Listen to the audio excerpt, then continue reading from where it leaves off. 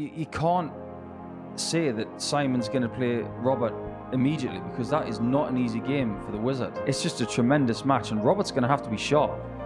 If he doesn't find a great start against either opponent, he could find himself out very early. I know he's had his troubles, but he'll still give 100%, and he'll want to bash Richie into the ground. This is a game that is, it's 25 years in the making.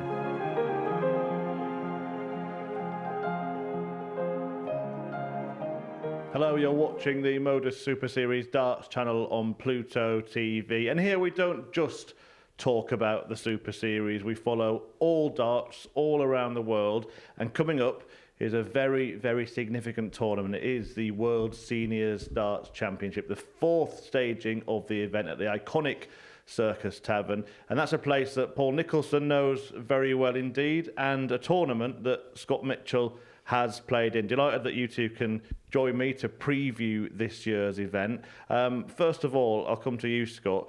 What has the World Seniors done for players, I hasten to say this, but in your age bracket? Look, it's opened up doors, renewed rivalries between players that have been there in the past, and I just think the World Seniors World Championship is something that, it brings back the players, maybe you can say, from yesteryear for the fans again, and see them going at sort of loggerheads. It's great fun, and and everybody really wants to win it. It really is a nice, prestigious trophy to have.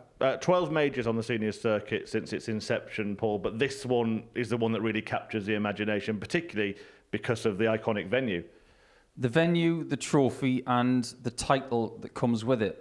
I mean, you look at Robert Thornton winning the first couple and forever being known as a world champion of some sort. That's important. Even though he'd been a world Grand Prix champion and a world master, that just gives him an extra something to add to the CV. And think about John Henderson. In his PDC career, he's talking about winning the World Cup, and that was huge. But now, as world senior champion, that just makes his career even better. And I think the epitome of this entire thing is Richie Howson, because he was a person who was seen as a decent player, but when this started, he went to a different stratosphere. So it has created a great narrative. We'll dig into this year's tournament in a moment, but just tell us a little bit, for those, quite a few people are watching darts for the first time recently, just tell us a little bit about the history of that venue.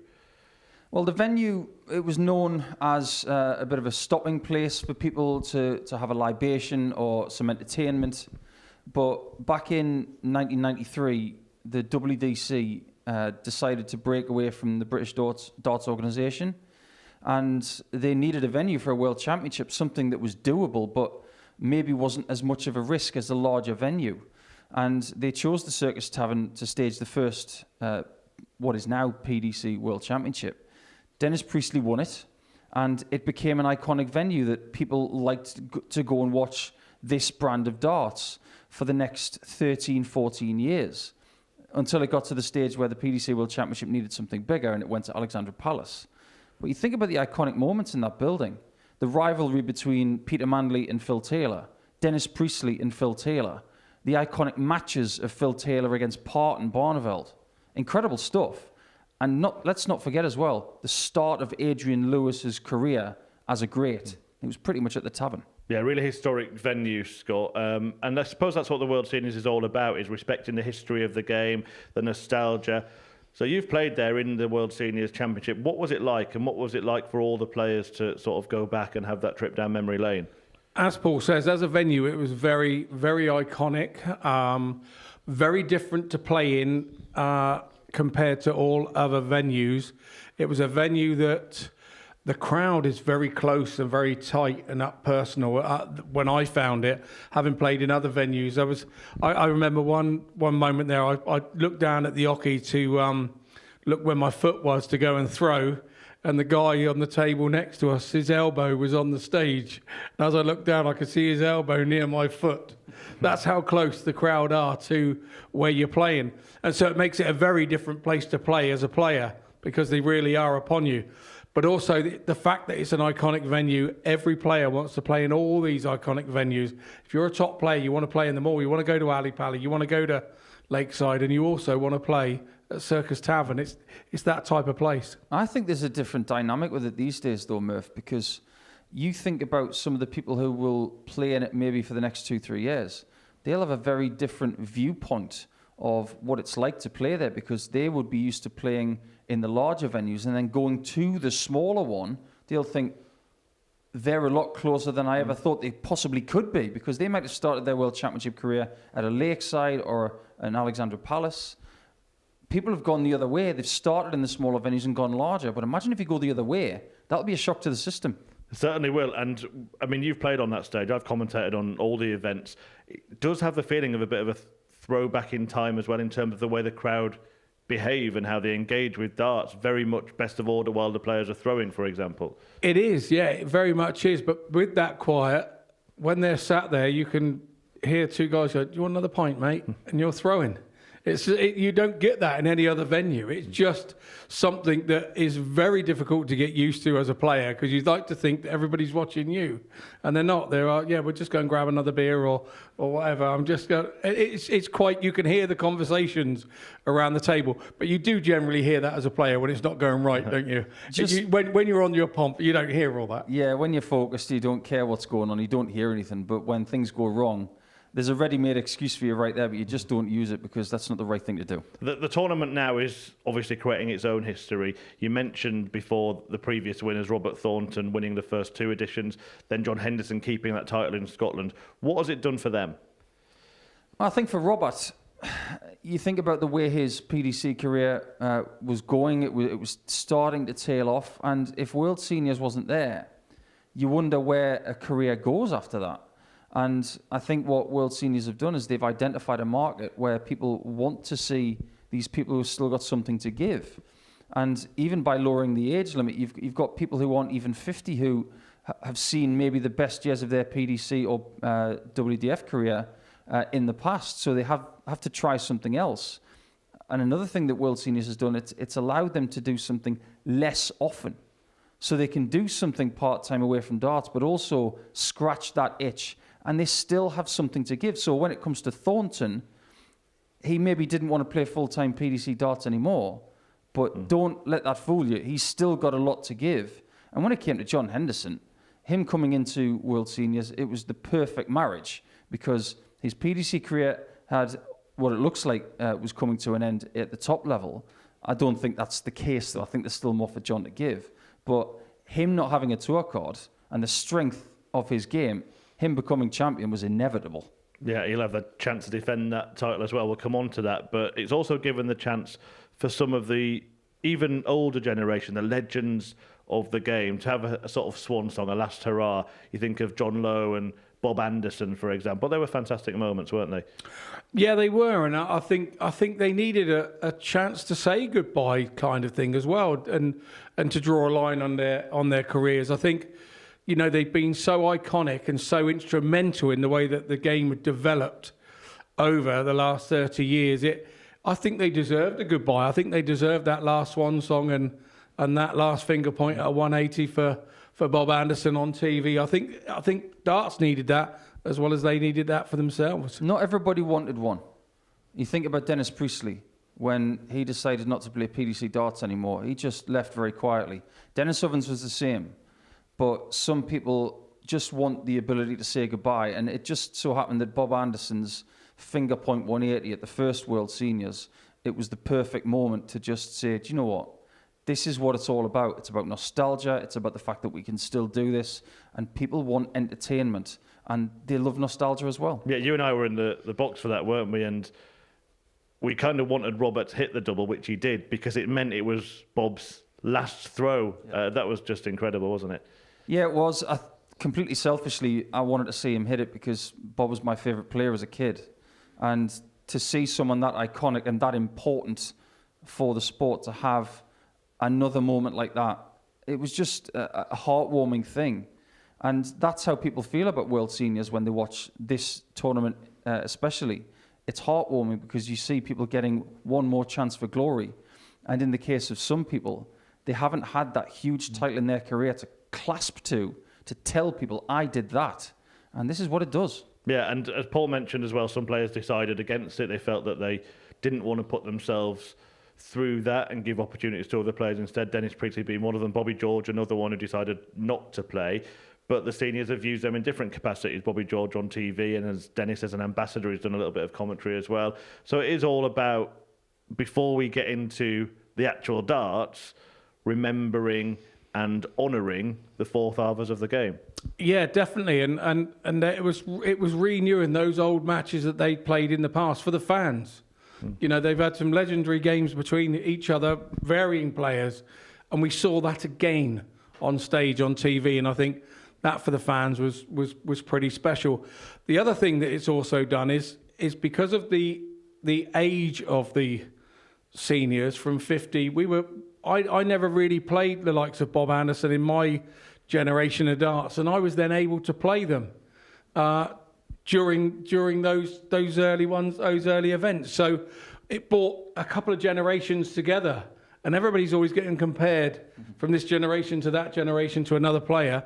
And the World Seniors also has done that, so those two generations can play one another. And something else the World Seniors has always done is honoured and remembered those players that are no longer with us, the likes of Eric Bristow, Jockey Wilson, Andy Fordham.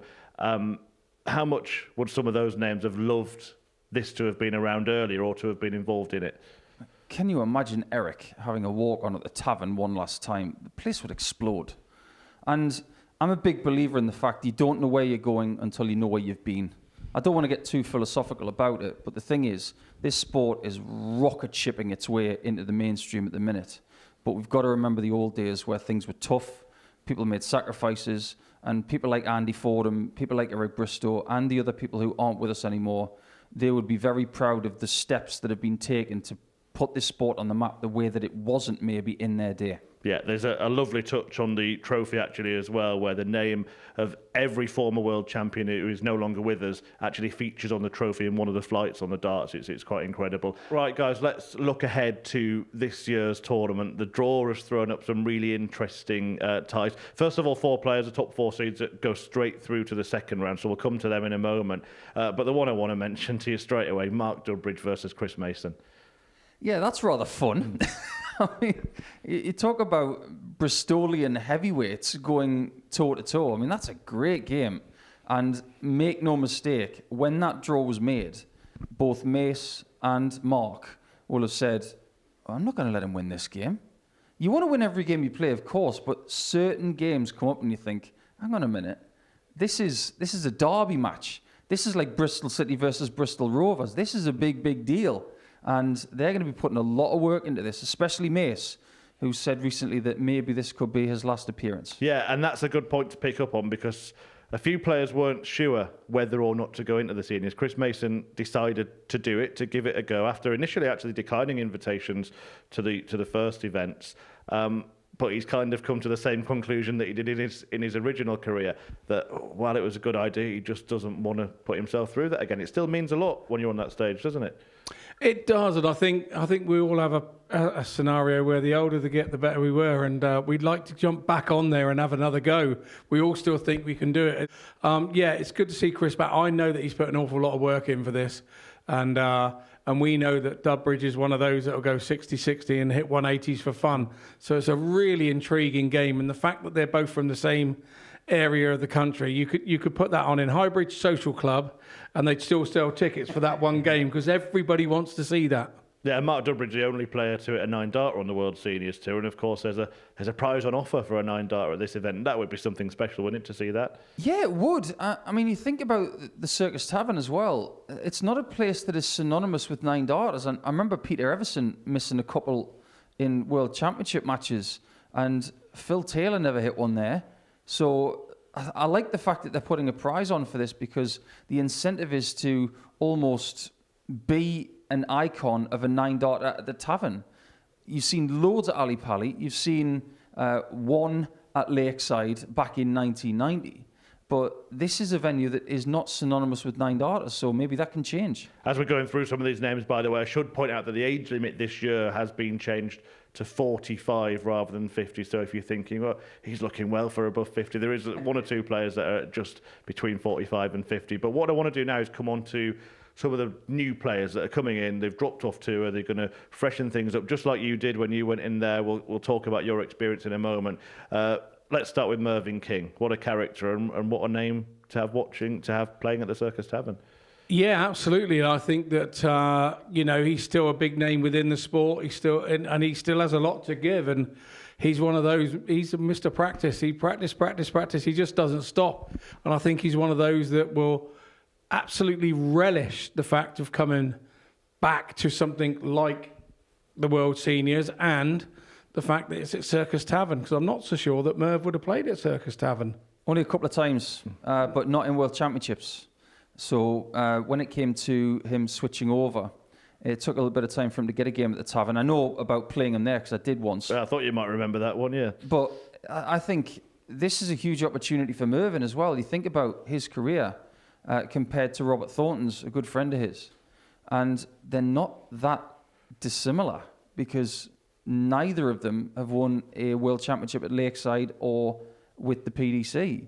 But now that Robert's got a couple of seniors, I can see Mervyn eyeballing that trophy saying, I want to get my hands on this thing just like Robert did. Well, both of those players have said, haven't they, Thornton and Henderson, I can now call myself a world champion. It's a big thing. And the same could probably be said of someone else you know really well, Simon Whitlock. Most definitely. Especially when you think about the fact that Mervyn and Simon have been to world finals. They've been within touching distance of having that iconic trophy, whatever code it's in. It could have been on their mantelpiece, but it isn't. So there is a gap there that they want to fill. And you want to win at different levels as well. Now that there's this level of seniors, you want to join Thornton and Henderson on that trophy because it's a remarkable thing to lift and very heavy thing to lift at that. But Mervyn and Simon, they have been good enough to become a world champion in the past, but they haven't. Not everybody can be. Isn't that right, Scott? Can we say that the financial reward for being the champion for guys like that is kind of out of the window a little bit? It's all about the trophy, isn't it? Yeah, it is. I think if you were to poll all of the players in the tournament and say, do you know what? We'll give you all the same money, but you're playing for the trophy, they'd say, right, fine. It's all about the title. It's all about when you finally rest and don't play darts anymore, you can say, do you know what? I did that. And that's what it's all about. £50,000 not to be sniffed at, though. I'm sure they'll take it. But look, both of those players, and another one I'm going to bring in, Vincent van der Voort. Now, he's playing Neil Duff. Mervyn King's playing Derek Coulson. Simon Whitlock, quite poetically, is playing Crocodile Dundee in Paul Hogan. They're going to find out very quickly that these two players are going to be tough. You know that yourself. Hey, the tour has been going for about 3 years now, obviously the same amount of time, and I've been on it the last 2 years, and it is difficult. The one thing I've found difficult is that you're going back into a room with a bunch of old friends, and you tend to find the tour events feel like a bit of an old friends reunion, and we get the darts out. That's what I've found it, and I've had too much fun. Just sort of chatting and talking about old times. Oh, hang on a minute, where's my darts? I've got to go and play. And that's not the way you would usually play darts. And that's what the Seniors Tour has been.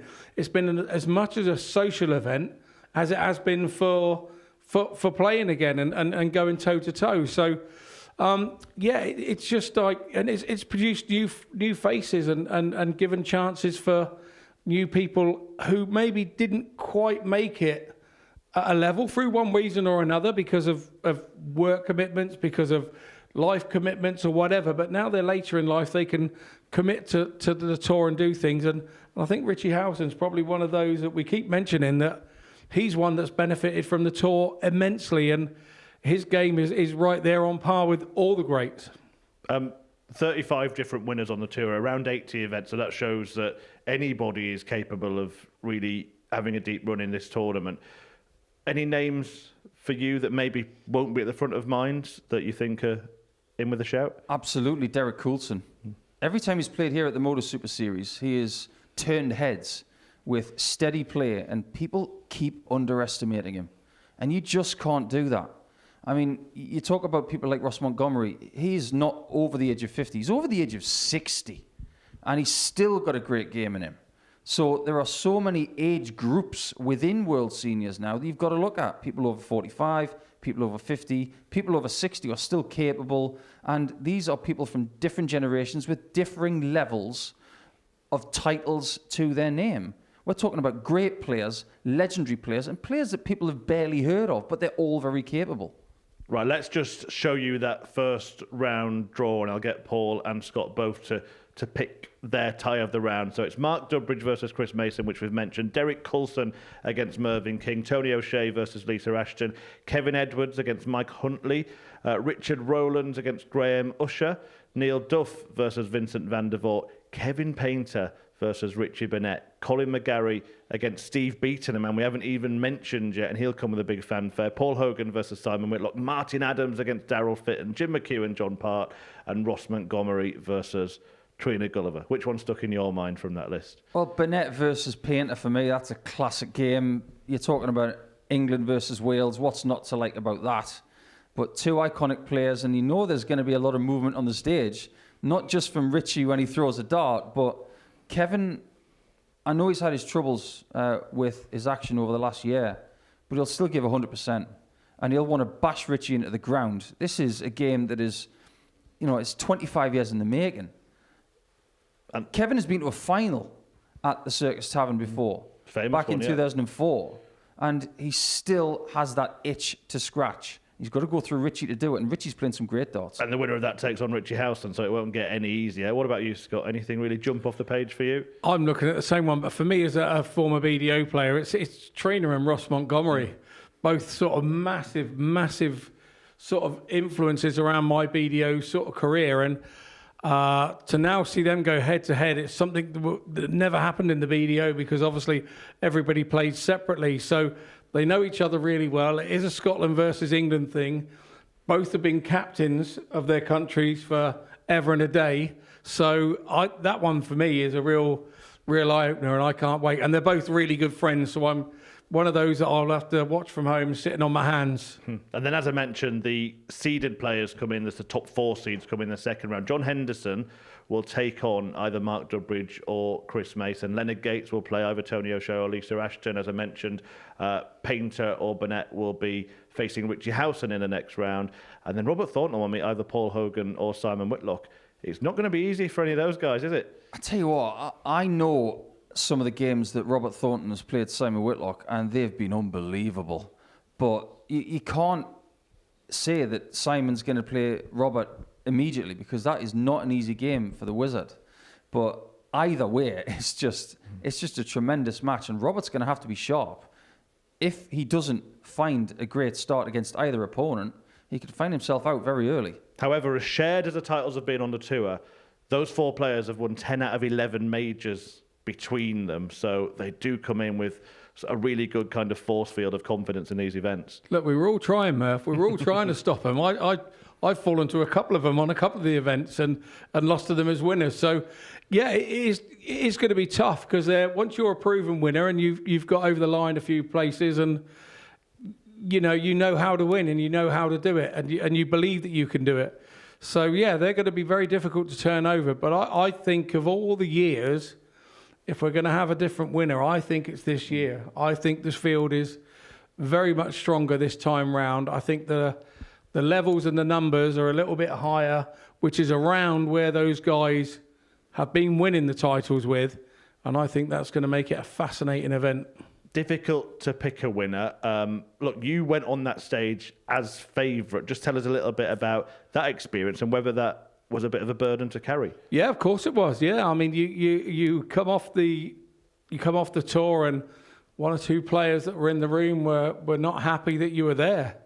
They didn't feel that I was old enough to be there because I'd only just I was 51 or 52 when I first played it. So, yeah, there is an aspect of the competitiveness amongst the players does come out in that back room.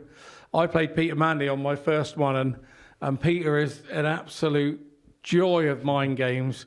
And I had 3 hours of a lesson I'd never been taught in my darting career until that point. So for me, I think it was very difficult. Peter was fully aware that I was the favourite, and he wanted to make sure that I knew I was the favourite. So there's an element of that goes on within it, and gamesmanship, which always will be, always has been, and that will never change. But yeah, it makes it very difficult. So I'd have rather gone in not as favourite, because you feel like you've got everything to lose rather than everything to gain. If I'd have gone in a little bit under the radar, maybe I'd have played a little better. But look, I enjoyed the experience immensely, and I know that everybody that's going to be there this year will enjoy it just as much. Well, you both know what's coming next. Who's your favourite? Who do you expect to be picking up the title this time around? I expect it to stay in Scotland. I think John Henderson's in decent nick. I think he's been playing good darts even since he left the PDC Pro Tour. And last year doesn't lie. I don't think that John will be underprepared. I think lifting that trophy was a joy for him 12 months ago, and I expect him to lift it again. And Scott? I'm not going the same route. I think it'd be one of the guys that maybe just dropped off the tour, maybe Steve Beaton, maybe Merv King. I'll have a bit of a run at it and really sort of threaten the top guys. I think it could be, I'll go all English then. Yeah, I'll go with Merv King or Steve Beaton. Well, what is for certain is it will be fun. Probably the most unpredictable World Seniors Darts Championship. If you are watching this on the YouTube channel, please comment and let us know who you think will win the tournament. But if you're watching on Pluto TV, do stay with us. There's plenty more darts content from here at the Super Series and the world of darts.